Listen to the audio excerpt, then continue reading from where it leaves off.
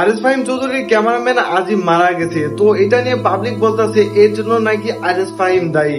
শুধু তাই নয়, পাবলিক আরো অনেকে কমেন্ট করে বলতেছে যে আজিমের মৃত্যুর পর আরিস ফাহিম নাকি পালিয়ে গিয়েছিল।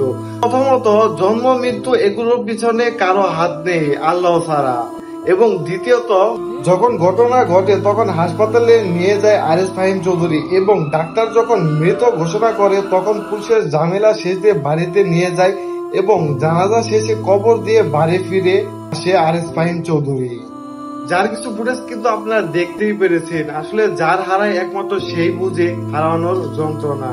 তো আরিস ফাহিম চৌধুরীকে নিয়ে আপনার কি মতামত অবশ্যই কমেন্ট করে জানিয়ে দিবেন।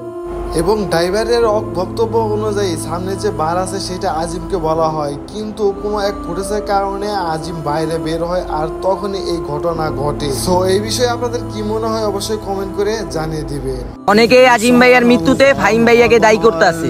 আসলে বিষয়টা এমন না, ওনার হায়াত ফুরায় গেছে, তার জন্য আল্লাহর ডাকে পরপারে চলে গেছে। আর ফাহিম ভাইয়া, আপনার জন্য একটা কথা, পরিবারের পাশে দাঁড়ায়েন আর আজিম ভাইয়ার আম্মুর চোখের পানিটা মুইসা দিয়েন।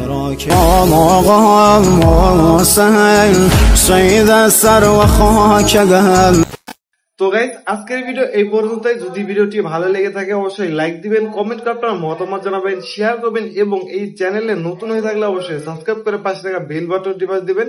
ধন্যবাদ।